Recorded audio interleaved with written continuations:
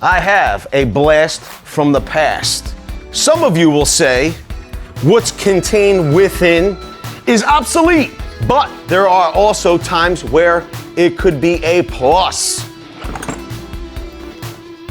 We're gonna talk about corded tools, when they make sense, when they don't make sense, and it's all coming right up after this message from our sponsor, VCG Construction. Want to help out the channel? Head on over to our merch store. You get hats, hoodies, t-shirts. Link will be in the description below. Welcome back, everybody. If this is your first time here, welcome to you especially. For people that are into the DIY scene, they want to do it themselves. But a lot of people like to do it because they feel there's a cost savings to doing these projects on their own. But the thing is that if you're overspending on tools, is there really a cost savings? Does it make any sense to really make the investment? And I don't know, but here's the deal. This is Milwaukee's hole shooter. This is their Magnum hole shooter. This is their heavy duty 1/2-inch drill driver. I liked it so much that I bought it again, but from the wall. I mean, literally identical. Look at them, they're identical.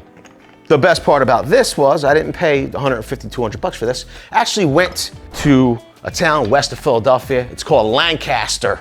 Okay, horses, buggies, a lot of open spaces. And they'll have auctions where they sell tools, like pennies on the dollar.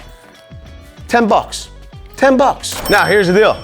Is this gonna be a tutorial on how to go to the auction and save hundreds of dollars on tools? No, it's not going to be. This is going to be kind of a buyer's guide of when corded and cordless tools make sense. I think there are some benefits to using corded tools. Number one would be if there's power available, then you don't have to worry about having batteries charged. You don't have to worry about this thing going dead. Number two, if this tool were to break, they're easily repaired, and repairs are less expensive. Number three, everyone knows that corded tools are more powerful than cordless tools. Isn't that correct? Well, just because you buy this Milwaukee drill doesn't mean that you have to buy a Milwaukee recip saw or a miter saw. You're not confined to a single battery platform. Now, where are there some drawbacks to a corded tool? Number one, they're not nearly as portable. You got a cord to contend with. You got to find an extension cord. The other thing is that as you're moving along, this could come unplugged. You're up, 2 sections of scaffold high, you're plugged down on the ground, and this pops out. You might have to climb down. Now, if you have limited numbers of outlets and extension cords on a job site, you want to use your drill, then you got to maybe move to a saw. You got to untie this. You got to plug in your saw, make your cuts. So there are some drawbacks there. And you could run out of cord. And it's a little bit harder, like if you wanted to go build a tree house in the woods. We're going to get to that a little bit later. We'll maybe do some head-to-heads with cordless drills and these corded counterparts from the past. I mean, everybody knows that a muscle car from the 60s and early 70s is much faster than any of the supercars today. We're gonna find out if that's actually still holds true with power tools as well.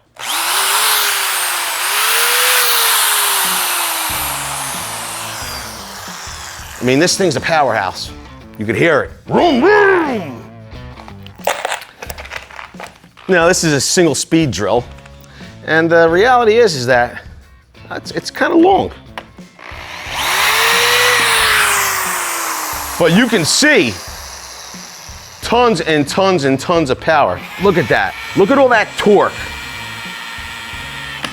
Matter of fact, there's so much torque coming out of this drill with less speed. It seems like a lot of tool companies nowadays, what they'll do is to make up for the lack of torque in their tools, they'll give the tool extra speed, and what that produces is cam out in your fasteners.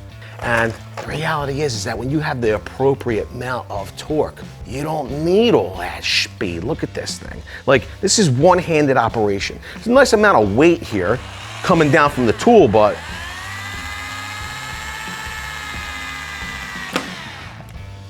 I mean, that is pretty, like, doggone effortless. Let's move into something bigger. I'm getting more and more excited. We got some wood screws here.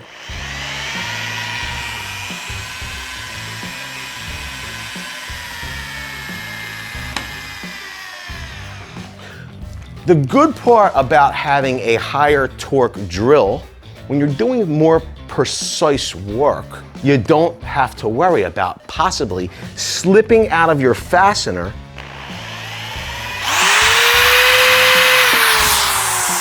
and marring your work.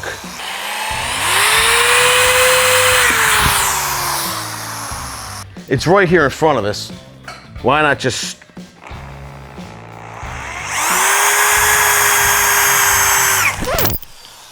whoa! Now, if I would have had the handle on and I wasn't holding on tight, it could have spun around, could have hit me in the wrists. You could get wrapped up in that. It's no fun going for a ride. So that is a drawback of corded tools. Although these drills might not have all the speed, they have a ton of torque, like a diesel locomotive.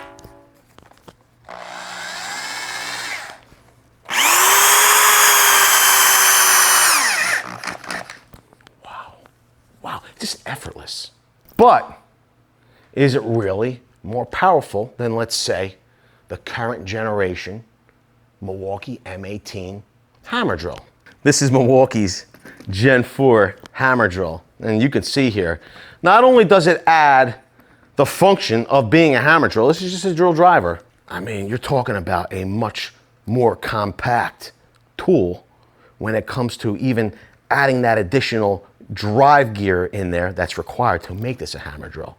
It is multi-speed, 2-speed gearbox. It has clutch settings for driving fasteners. It also has that anti-kickback feature. You can see it flashing. I don't know if you're seeing that or not. To stop over rotation. So this is a safer tool. Plus it doesn't have that cord. But does it have all the all that power that we need? Now, I want to try to be safe. These are 1/4 by 6-inch lag fasteners. We're going to do this in speed 1 with the M18. Top speed on this, though, is only 500 RPM, where the 1/2-inch hole shooter, I think it's 850.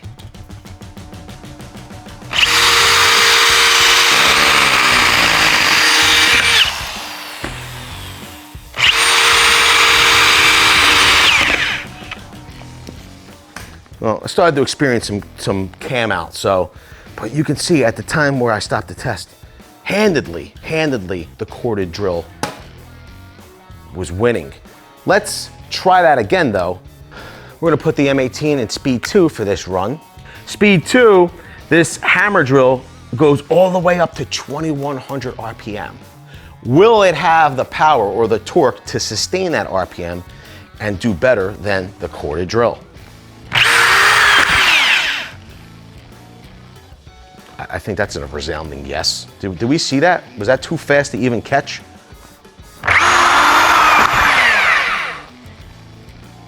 So it's unbelievably powerful, unbelievably fast, it's untethered, has safety features, does cost more money. So there's the minus part of the cordless drill. So does this actually make any sense? It doesn't even seem to be as powerful.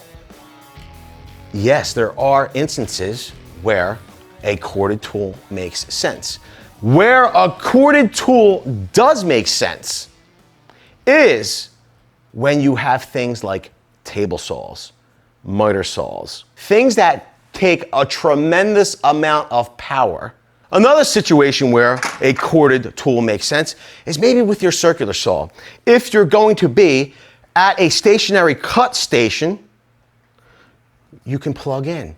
You can make your rips, you can make your long cuts, you can make your cross cuts. But you're going to be at a cut station, why not plug in? Now, these batteries, they cost a lot of money. They're not inexpensive. And if you could limit the number of cycles by not using them through things like circular saws, miter saws, table saws, you're going to get more life out of those battery packs to use them in where it makes more sense. In drills, and impact drivers.